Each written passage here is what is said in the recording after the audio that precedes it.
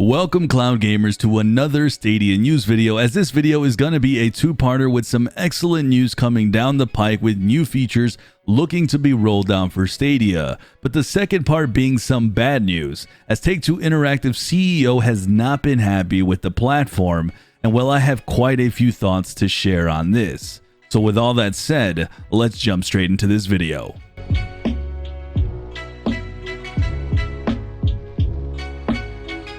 So let's start this video off with Take-Two CEO Strauss Zelnick, who's had such not nice things to say in regards to Stadia and what it's delivered so far. Now, if you're unfamiliar with Take-Two, it's a company that owns the publishing labels to Rockstar Games and 2K.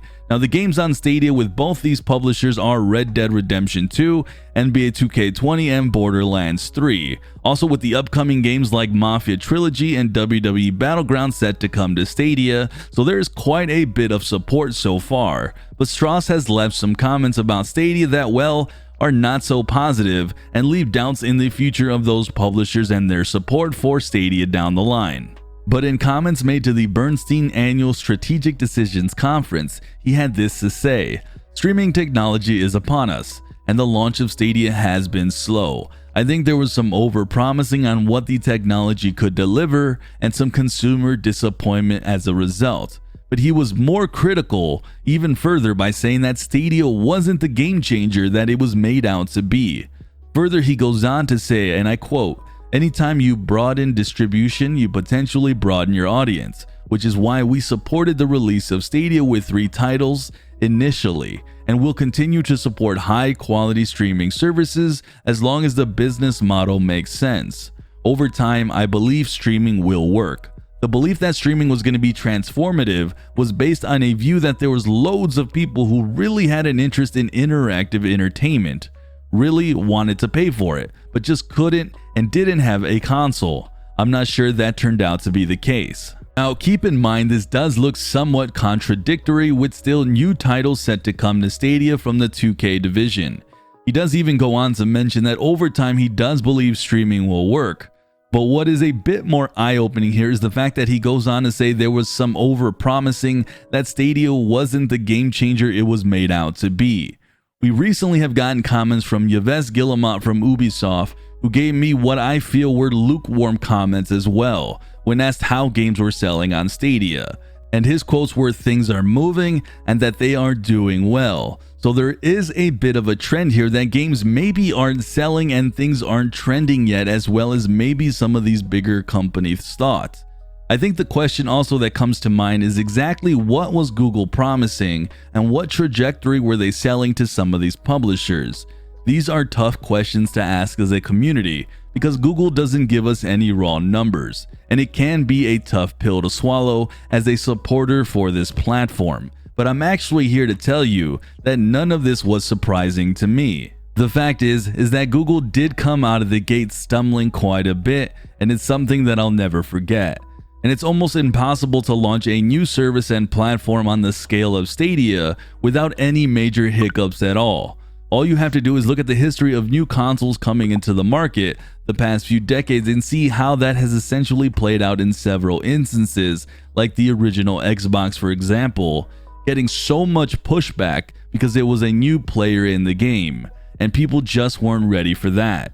There's almost a lot of similarities there. But the difference here is that almost a universal thought among many of these companies is that cloud gaming and streaming games is the future, as a recent quote from none other than Xbox Executive Vice President Phil Spencer had this to say: "When you talk about Nintendo and Sony, we have a ton of respect for them, but we see Amazon and Google as the main competitors going forward." Now, while some of these quotes from Strauss were definitely disappointing, I personally wasn't exactly shocked or even outraged. And I feel you'd have to be kind of a bit blind to see that Stadia just hasn't quite been popular just yet, or cloud gaming for that matter. But I think what Google and others right now are doing are playing the long game. And when games are actually starting to be made specifically for the hardware, and games are doing things on scales we've never ever seen before, well, then at that point I think you'll have millions of believers. Quite frankly, we're just at the starting stages of this long ride, and I honestly wish I wasn't a guy about to hit my mid-30s as I might start getting too old to really enjoy the scale of how games are going to be played in the future. Going forward, it will be interesting to see the support we may or may not get from 2K, especially in the case of Rockstar with a new GTA looming in the works. Either way, let me know down in the comments your thoughts on this, as I'd love to hear what your guys' opinion on all this is. But alright guys, moving on to a more positive news in this video, we got yet more APK insights from 9to5 Google, who does a deep dive into the code to find what is looming in the horizon for features that Stadia plans to roll out. And we got some interesting things to look at, starting with the newest thing on the list we have yet to see anywhere, and that is trials, demos, but even free weekends might be making their way at some point.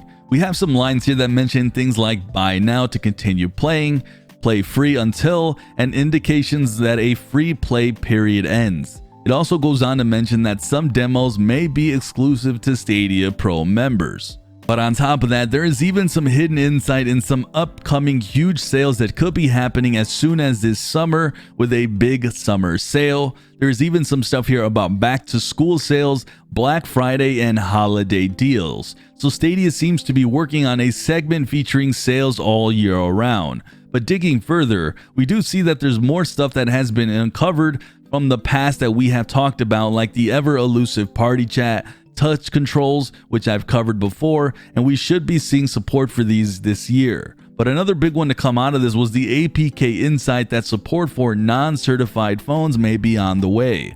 There's a line here that mentions that the current phone isn't supported, but that you can opt in to play with some risk of your performance not being so great. So the Stadia team continues to be hard at work.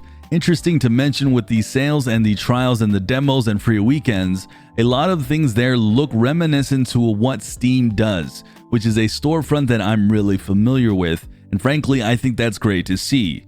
Free weekends to try a game out is a great way to actually get people to try Stadia and see if they want to purchase a game and invest in the platform.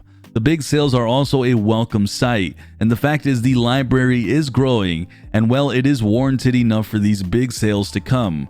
But overall, I'm glad the continued support for party chat and touch controls are in the work, and non-supported devices possibly getting some support sooner here is a boon for someone like me who has to use the desktop workaround on my phone to play Stadia, and I think it's a great step in the right direction to get Stadia in more people's hands, especially with the second half of the year poised to have so many titles launching on Stadia. But with all that said, let me know down in the comments your thoughts on Take-Two CEO's comments and your future thoughts about Stadia. Let me know if you have any thoughts about the APK insights and the features looking to be rolled out, and what features you hope that they continue to work on. Thank you guys for watching. Please check out my Patreon, Twitch channel as well, where I'll be streaming Stadia in the future, and hit that like button to sub to the channel for more Stadia coverage. I'm Sunny, and like always, I'll see you guys in the cloud.